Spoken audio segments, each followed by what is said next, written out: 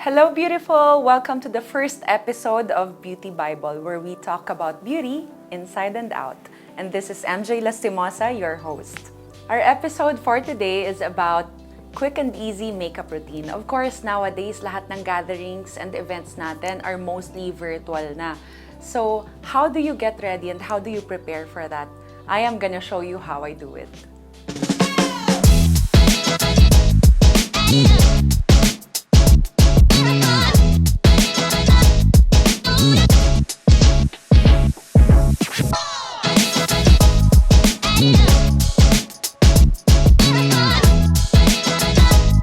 Kayo ba, paano ba kayo mag-prepare sa mga virtual engagements ninyo? Do you normally wear a nice top paired with a pajama? Naku! I can relate to you. Pero bakit nga ba kailangan talaga that even when we're doing it online, we have to present ourselves presentably pa rin? Siyempre because you wanted to make an impression, 'di ba? And minsan kasi we're just stuck at home eh. We wanted to feel that may shift yung energy natin from just being at home, relaxing, and shifting ourselves into work mode or study mode or party gathering mode na, diba? Kaya naman, I think and I believe it's still very important to prepare yourself and to help yourself then feel the vibe ng kung ano man yung virtual gathering or engagement na i-join mo. Kaya, okay, I am going to show you how I do it. Let's start with the makeup. Bare face muna. There's blemishes. It's totally fine. But, of course, we have makeups that we can use to cover that up. Of course, to help you feel a little bit better if your blemishes makes you feel a little uncomfortable, diba? Or it makes you feel shy. Pero don't overdo it kasi online nakikita lahat yan. I am going to use my primer. It's very important to protect your skin from all the chemicals that you're about to put in. So I started with a bare face, kaya medyo shiny yung face natin, no? But that's okay.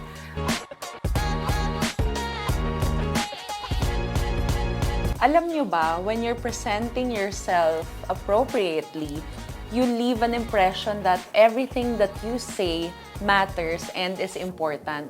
So, people lend ears to you, hindi ba? And of course, syempre, pag maayos ka during the day, you give yourself that push to be more productive for the day. Para mas marami kang magawa. I like to use moisturizer foundation so it doesn't feel too heavy on your skin.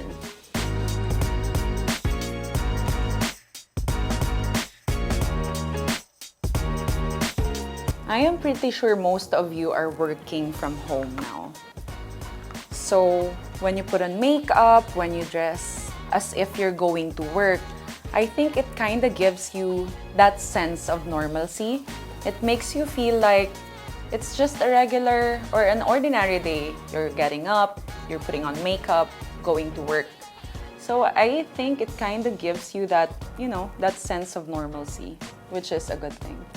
And another thing, when you develop that routine, it doesn't just give you the sense of normalcy, it gives you that sense of commitment.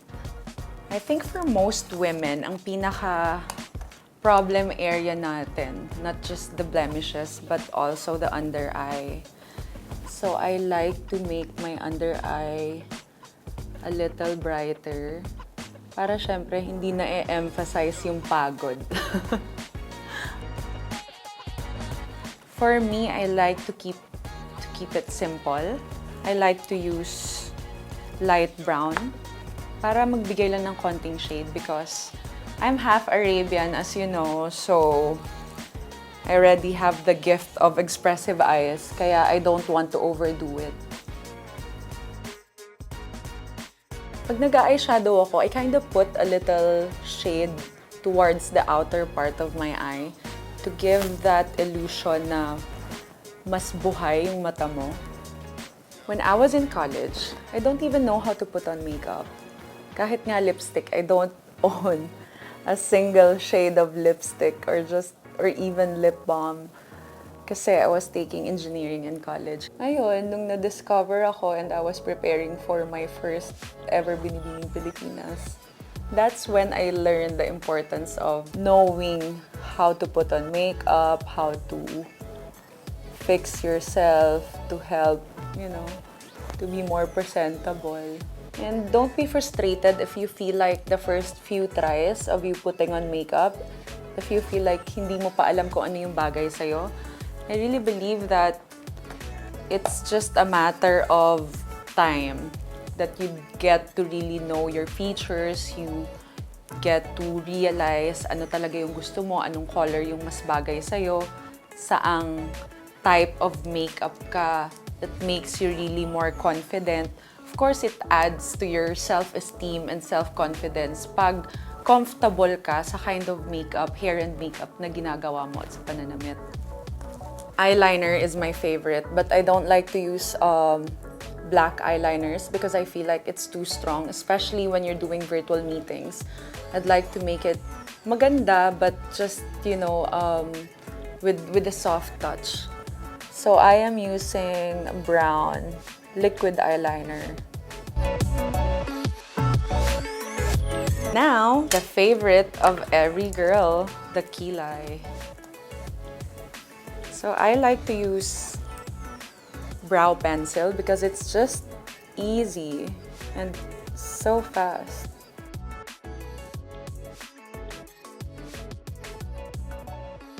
Now I'm going to do my mascara.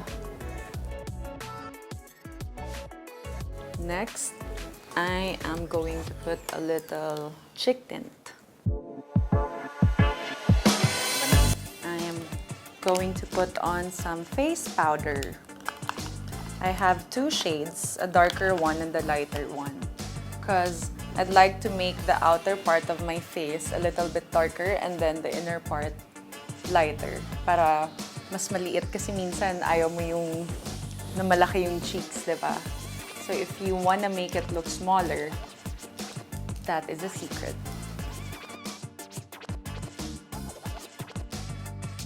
Kahit na light makeup lang, I still like to put on a little bit of nose line. And then, a lip liner.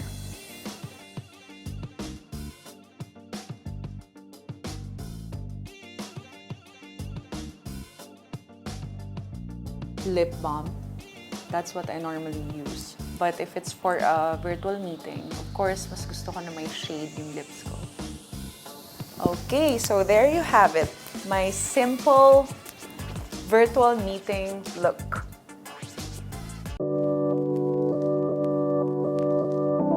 Did you know that there's a study that says our clothing has an impact on our thoughts and ability to think in an abstract manner? Ibig sabihin, hindi lang ito about on how other people look at us, but also on how we perceive ourselves.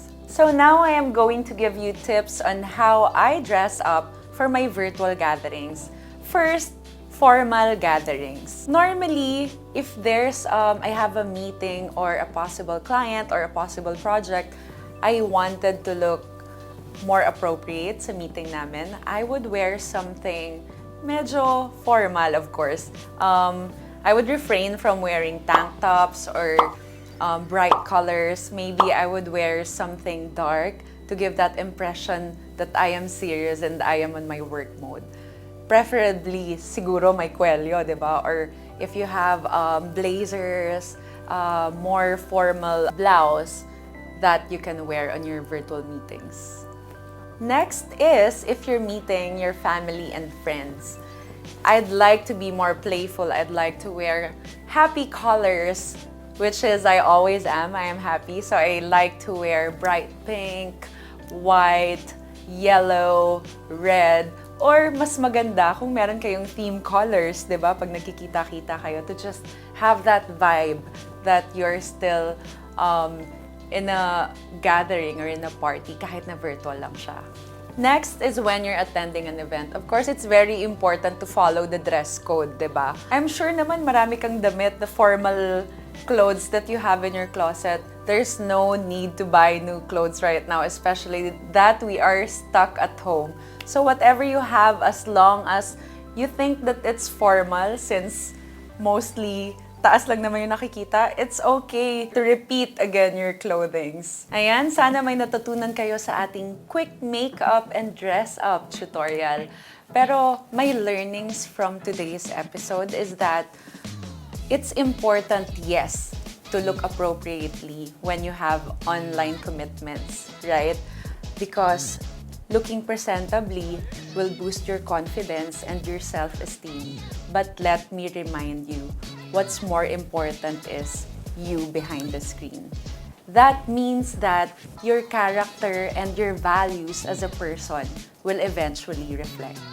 Before we end this episode, please don't forget to follow us on our social media accounts on Facebook, YouTube, Instagram, Twitter, and LinkedIn, which is at My Plus Network. And of course, kung ano mang mga nagustuhan ninyo about this video, please comment down below. Babasahin ko yan. And of course, if you have suggestions on what you wanted to learn, please just comment it down below para naman makita namin. And we have ideas kung ano pa yung gusto ninyong matutunan dito sa Beauty Bible. See you in our next episode here at Beauty Bible, and I am MJ Lastimosa.